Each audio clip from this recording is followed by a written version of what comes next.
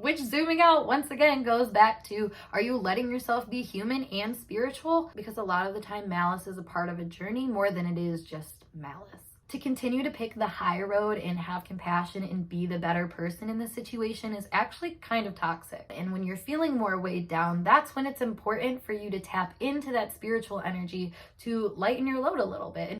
And we are rolling. Hello, my friends. Holy cow, it has been a minute since I have sat down face to camera and talk to you guys. And of course, I have my emotional support drinks, so gather yours because I feel like we are in for a fun topic today. At least fun in my book. I don't know. I was thinking about this and I just realized I don't really see too many people talking about this, which is the duality of being a spiritual being and a human being, and just the process of trying to balance that in your everyday life, and perhaps some of the weird trial and error moments that you might have balancing those two sides of yourself. I feel like you don't see too many people with this mindset of integration. If anything, most people are like, let me try to be a more spiritual being. And that's what they're aiming for, which isn't bad necessarily. But I find in a way it also makes you lose touch of some pretty important things about being a human, which are exclusive to being a human and being incarnated in this physical body on Earth. Don't forget to say hi to Derp, everybody.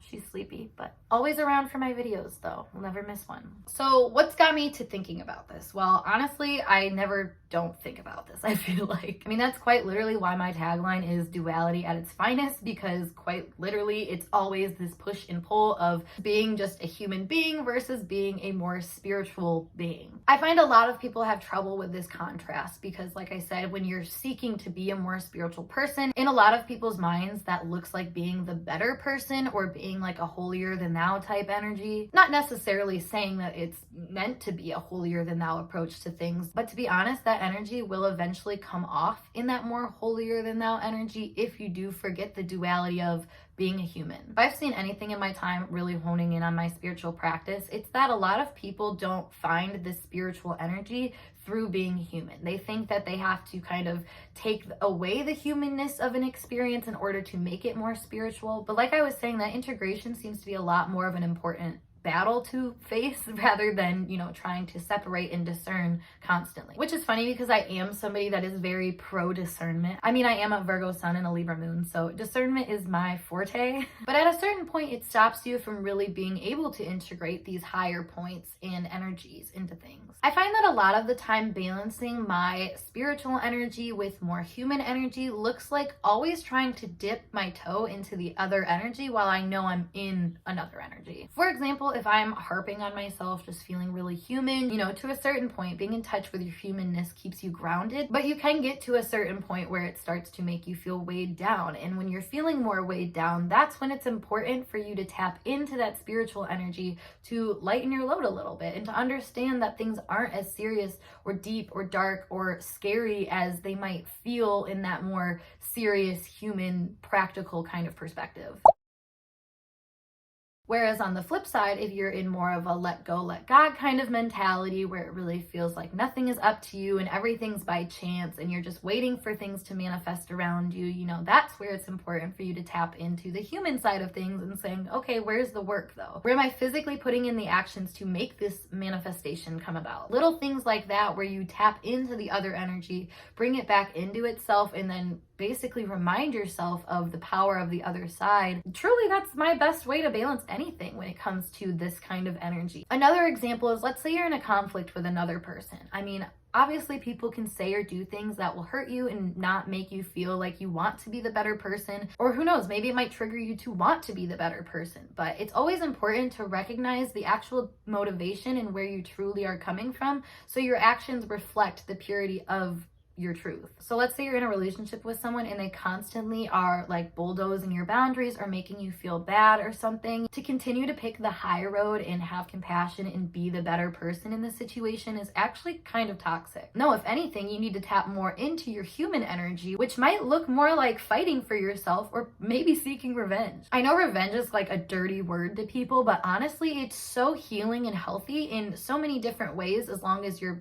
coming from that intentional place of resurrecting and redeeming a certain energy. I mean, truly, you will never see negative energy dissipate, quite like when you directly confront it with a powerful truth. So instead of being the better person saying, Oh, this person's just always having a bad day, like that's why they walk over me. no, instead you balance that out with your human energy and you say, hey, I understand that you're feeling this way and experiencing this, but if every single day you're unable to communicate effectively with me, then it seems like we're going to continue to have a problem here, and I'm not okay with that. boom, your humanness just became power because you weren't trying to love and light the situation. And that's why balancing this energy becomes so much more important after you're able to make these discerning calls of what you're dealing with. That's something that I don't think this world gets completely yet. You know, we like to slap labels on things, but we can't just stop there. And I think that is truly my message in this world, I feel like, is please don't stop at your labels. If anything, recognize those labels as leverage to move things in a different direction. I find there's so much power in tapping into the other side when you're actively in one energy,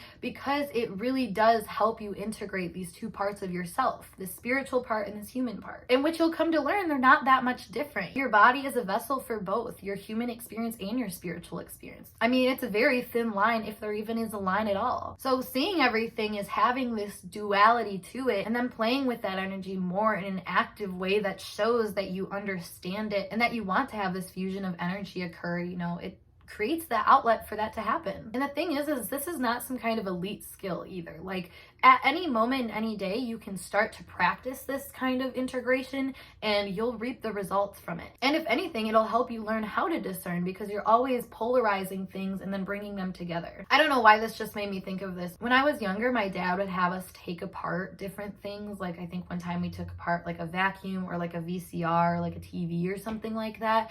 And then he would see us, you know, put it together or like mess with it and just kind of integrate different things into it. And quite symbolically, that's truly how I handle a lot of my information that I come across in life, whether it's just quickly perceiving it and then trying to figure things out on how to react to it and experience it, all the way to taking something that I know for sure works and is for sure good enough and, you know, still going through that process of dissecting, discerning, and integrating, because there's always more that can be learned and innovated from something that already works. I've actually been talking about this a lot lately in regards to astrology or just any kind of like self-discovery system, because a lot of the time it is something that seems kind of like out of pocket, like why would it work? But again, that's really merging this spiritual energy with the human energy. I mean, isn't that what science, math, physics, all that is, you know? It all starts from an intuitive source and then it needs to find its way to be grounded. So at that point, it is a matter of us tapping into the other side and bringing it over to the other side so it can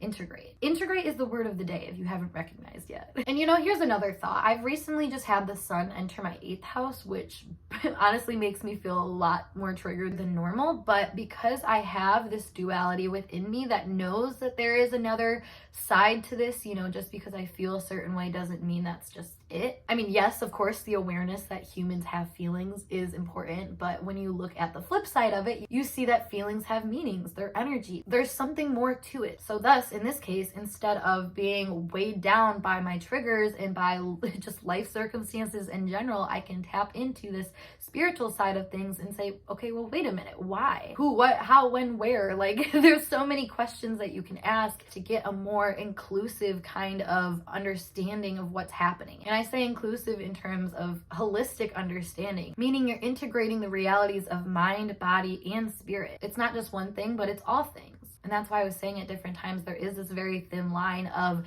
human being or spiritual being, because truly, if you're really paying attention, you're always both. You're always holding on to both sides of the stick. And that's where you have so much power if you really let yourself have that power. I feel like balancing spirituality with regular humanness has brought me to a space where I realize that literally nothing happens for no reason. Everything happens for a reason. And as one saying went, sometimes it's because you give it a reason. And that's your human power, a human motivation. Wanting to evolve and be better is actually a very human thing, as much as it feels like a spiritual thing. I just think there's a lot of spiritual concepts that when you ground them more, you realize their applicability in a lot more ways than what you might have originally thought them to be. So on a more taboo topic, if we think about people that are seen as being more negative human beings in this world, integrating a spiritual perspective into that creates a lot lot more pathways of understanding and honestly change for those people than just trying to see them in a very human light or a very spiritual light. I'm a pretty firm advocate in looking at the evils in this world for their intended lightness, which may not seem that obvious to people, but it's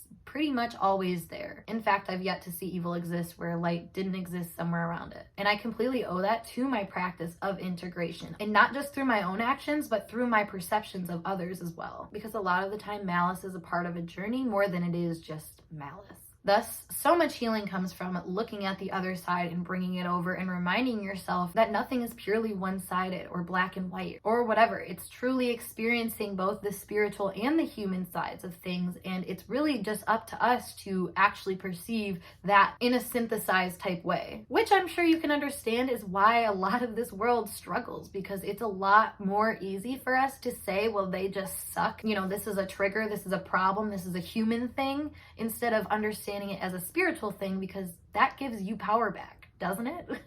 And if there is one thing that I've learned through my own awareness and practice of this duality, it is that people really don't want to be in control of things like they think they do. Otherwise, we would take a lot more ownership for our human or spiritual selves than what we do. But again, here comes the balancing act, because if you take too much responsibility for how you're supposed to handle situations and kind of like over govern yourself and micromanage your actions, you might never find yourself acting in this new light that will understand a new path or a mode of action. Which, zooming out once again, goes back to, are you letting yourself be human and spiritual, or is it more of an either or type thing that you're experiencing? And I know at this point I probably just sound like I'm talking in loops, but it is truly something that if you zoom in, you see the distinction is always being made. However, if you zoom out, you see why that distinction needs to be made, which overall is for integration. Integration is the balancing act that you will be experiencing when you start to find this duality in life. But yeah, I think I'm going to leave this little message here. So I love to hear your guys' thoughts